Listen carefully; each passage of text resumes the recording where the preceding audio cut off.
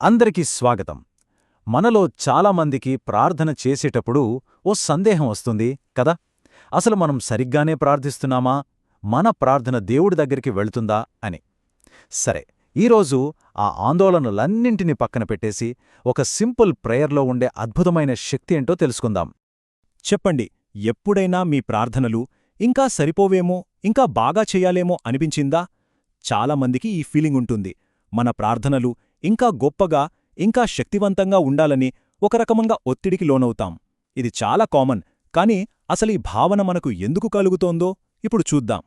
ఇక్కడే మనం తెలియకుండా ఒక ప్రార్థన ప్రదర్శన వలలో చిక్కుకుపోతాం. ఆలోచించండి, ప్రార్థన అనేది ఇతరులను ఇంప్రెస్ చేయడానికా, లేకపోతే దేవునితో కనెక్ట్ అవడానికా? చాలాసార్లు మన ప్రార్థనలు మన భక్తిని నలుగురికి చూపించే ఒక ప్రదర్శనలా మారిపోతాయి. కాని దాని అసలు ఉద్దేశం అది కాదని మన పవిత్ర గ్రంథం చాలా స్పష్టంగా చెప్తోంది. ఇది చాలా చాలా ముఖ్యమైన విషయం. యేసు ఎప్పుడూ చిన్న ప్రార్థనలనే తప్పు పట్టలేదు. కాని కేవలం ప్రదర్శన కోసం డాంబికంగా చేసే సుదీర్ఘమైన ప్రార్థనలను మాత్రం ఆయన ఖండించారు. ఈ ఒక్క చిన్న తేడాను గనక మనం అర్థం చేసుకోగలిగితే ప్రార్థన మీద మనకున్న చాలా అపోహలు వాటంతట అవే తొలగిపోతాయి. యేసు పొడవైన ప్రార్థనలను ఖండించారని ఇప్పుడే చూశాం కదా. ఇది మనల్ని మొట్టమొదటి అపోహ దగ్గరికి తీసుకెళ్తుంది. అదేంటంటే, ప్రార్థన ఎంత పొడవుగా ఉంటే అంత మంచిది, అంత శక్తివంతమైనదనే నమ్మకం. నిజంగా ప్రార్థన శక్తి దాని నిడివి మీద ఆధారపడి ఉంటుందా? ఏమో చూద్దాం రండి. ఈ విషయంపై మన మూల గ్రంథంలో ఒక సరదా ఉదాహరణ ఉంది. కొంతమంది మార్కో పోలో ప్రార్థనలు చేస్తారట. అంటే వాళ్లు ప్రార్థనలో ప్రపంచం మొత్తం చుట్టేసి వచ్చేస్తారట. ఆ ప్రార్థన పూర్తయ్యేసరికి మనం తినే భోజనం చల్లారిపోయి మన ముఖం సూపులో ఉంటుందట. అంటే ప్రదర్శన కోసం చేసే పొడవైన ప్రార్థనలు ఎలా ఉంటాయో ఇది చాలా హాస్యంగా వివరిస్తుంది. సరే, ఈ రెండిటి మధ్య తేడాను ఇక్కడ స్పష్టంగా చూడొచ్చు. ఒకవైపు ఇతరులను ఆకట్టుకోవడానికి చేసే పకాస్ ప్రార్థనలు. ఇవి చాలా పొడవుగా, పెద్ద పెద్ద పదాలతో నిండి ఉంటాయి. మరోవైపు లాజరు కోసం యేసు చేసిన ప్రార్థన కేవలం కొన్ని క్షణాలు. తండ్రి, నీవు నా మనవి విన్నందుకు నీకు కృతజ్ఞతలు. అంతే.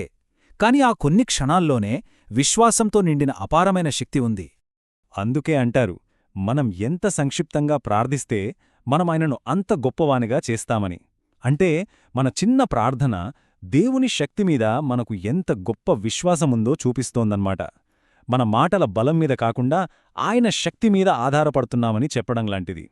సరే, ప్రార్థనలు పొడవుగా ఉండాల్సిన అవసరం లేదని అర్థమైంది. మరి గట్టిగా, కష్టపడి ప్రార్థించటం గురించిన సంగతి ఏంటి? ప్రార్థనా శక్తి మనం పెట్టే ప్రయత్నం మీద ఆధారపడి ఉంటుందా? ఇది రెండవ అపోహ. దీని గురించి ఇప్పుడు చూద్దాం. నువ్వు గట్టిగా ప్రార్థించాలి. ఈ మాట మనం చాలా తరచుగా వింటూ ఉంటాం కదూ. ఏదైనా పెద్ద కష్టం వస్తే మనం చాలా తీవ్రంగా ప్రయత్నించాలి, గట్టిగా అరవాలి, కష్టపడాలి. అప్పుడే ఫలితం వస్తుందేమో అనిపిస్తుంది. ఈ మాట మనమీద ఆ ఒత్తిడిని సృష్టిస్తుంది. కాని అసలు నిజం ఇది. శక్తికి మూలం మీ ప్రయత్నం కాదు. మీరు ఎవరికైతే ప్రార్థిస్తున్నారో ఆయనే శక్తికి మూలం. చూడండి, ఇది ఎంత శక్తివంతమైన వాక్యమో.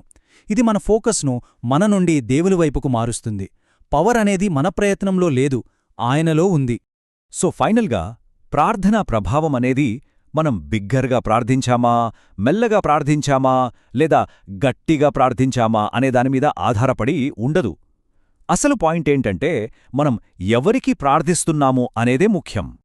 మరి ఈ ప్రదర్శన అనే వల నుండి బయటపడటమెలా? దానికి మన పవిత్ర గ్రంథం ఒక అద్భుతమైన పరిష్కారం చూపిస్తుంది. అదే రహస్య స్థల సూత్రం. అంటే బహిరంగ ప్రదర్శన నుండి వ్యక్తిగత సంభాషణకు ఎలా మారాలో ఇప్పుడు తెలుసుకుందాం. ఇవిగో ఈ 4 చాలా సులభమైన స్టెప్స్. 1. మీ గదిలోకి వెళ్ళండి. 2. మీ తలుపు మూసుకోండి. 3. రహస్యంగా ప్రార్థించండి. దాని ఫలితంగా 4వది బహిరంగంగా ప్రతిఫలం పొందండి. అంటే మన వ్యక్తిగత సంబంధం మనకు బహిరంగ ఫలితాలను ఇస్తుందన్నమాట.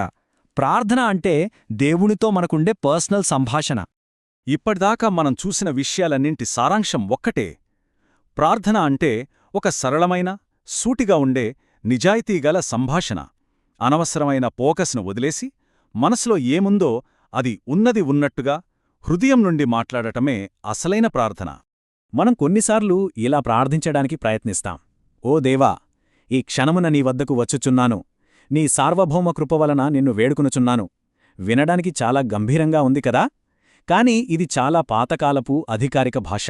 మన మూలగ్రంథం ఇలాంటి ప్రదర్శనలకు దూరంగా ఉండమని చెప్తోంది. దానికి బదులుగా ఇది ఎంత సింపుల్గా ఉందో చూడండి. తండ్రి, నాకు ఇక్కడ నీ సహాయం కావాలి, అంతే. ఇది చాలా సూటిగా, నిజాయితీగా ఒక సంబంధాన్ని తెలిపే విధంగా ఉంది.